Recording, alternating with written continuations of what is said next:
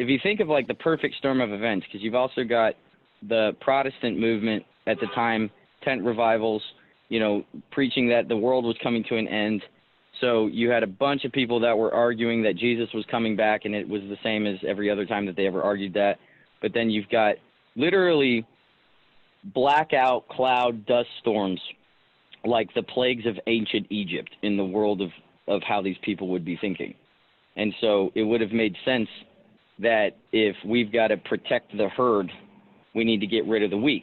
So when Darwin came up with the origin of species and survival of the fittest, that thrust the progression of we got to thin the herd, we got to thin the herd, we got to thin the herd, because human beings became no different than cattle at that point.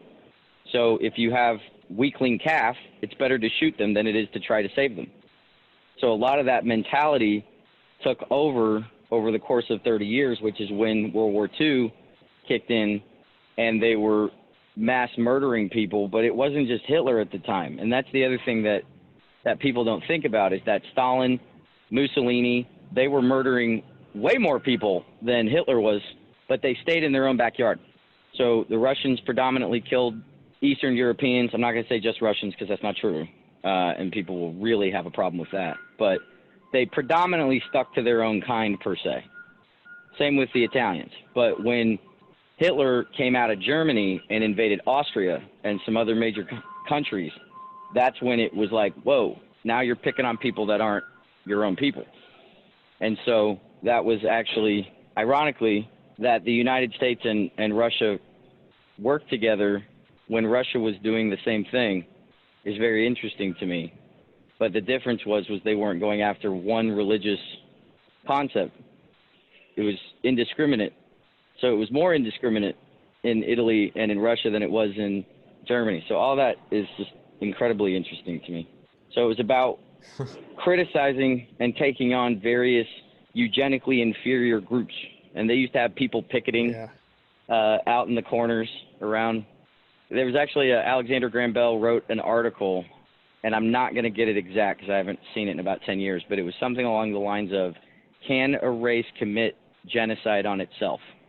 So you got to think all these think tanks in the beginning, and I remember seeing a 1921, 1922 color poster, which color at the time was a big deal and very expensive, and it was General Mills and Johnson & Johnson, the icons, and it said, what can eugenics do for our food?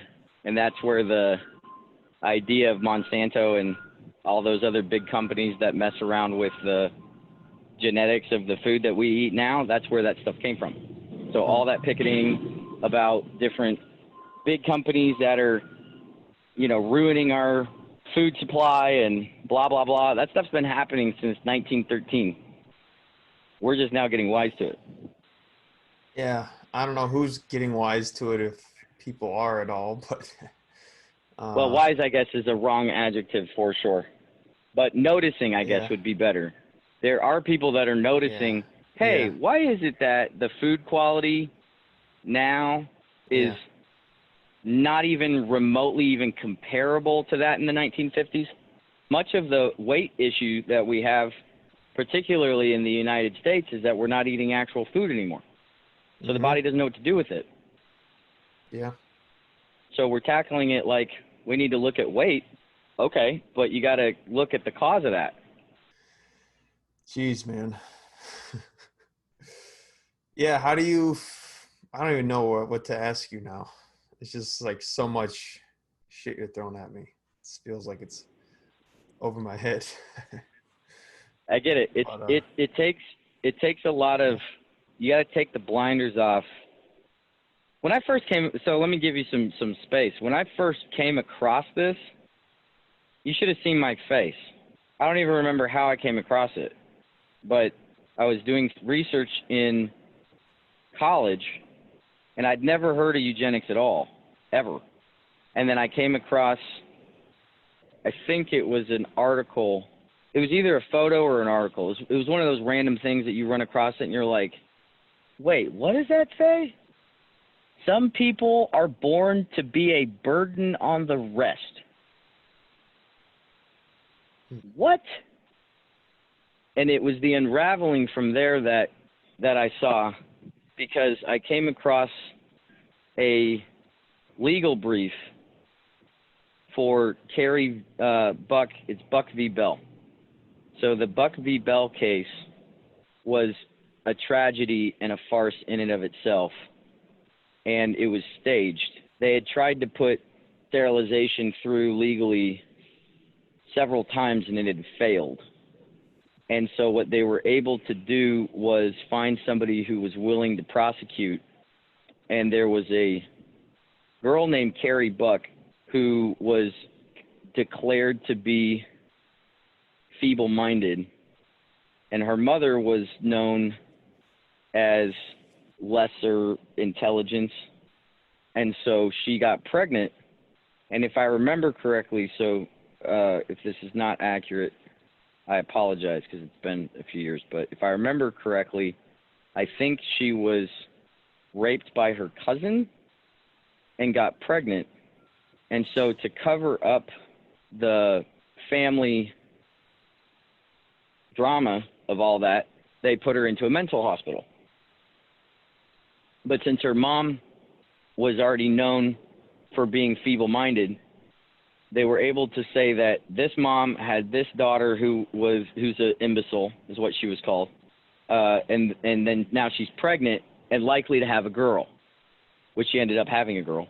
I don't know how it was a 50-50 shot, I think, at that point. But so they were saying, 3 generations of imbeciles is enough, and it was in the papers. It was a big deal, and it was argued in the highest court at the time. And it was after that they found precedents for sterilizing people that were considered to be undesirable. And so it was in 1927 was the Buck v. Bell case. And it affected over 60,000 people in the 1920s after that. They were sterilized either in hospitals or in mental hospitals or whatever. And so it was, and I think that it would have continued had World War II not happened. I think it would have gotten major, those movies that they had, like Divergence and Eon Flux. Have you ever seen that? There's a film where there are no new people. So somebody dies and their body is just reused, or their mind is just reused.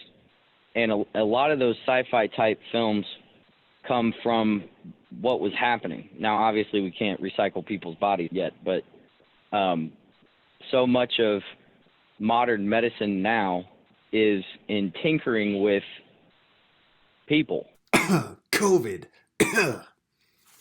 And that's where the different experiments on, especially the military, for a long time around how do you make the ultimate human. And that's where Captain America came from in comic books. Like, how do you make the ultimate soldier? How do you make, it's called the Human Growth Potential Movement. And it was huge in the 1950s. And that's after World War II. And so a lot of the crazy conspiracy stuff that we are running into now, it may or may not be that UFOs exist or whatever, but a lot of those underground bases that they're saying are UFOs, and who knows, maybe they are, I don't know. But a lot of those underground bases were actually used for medical experiments, which is why there's no record of them and why people have no film, because we have leftover film from World War II.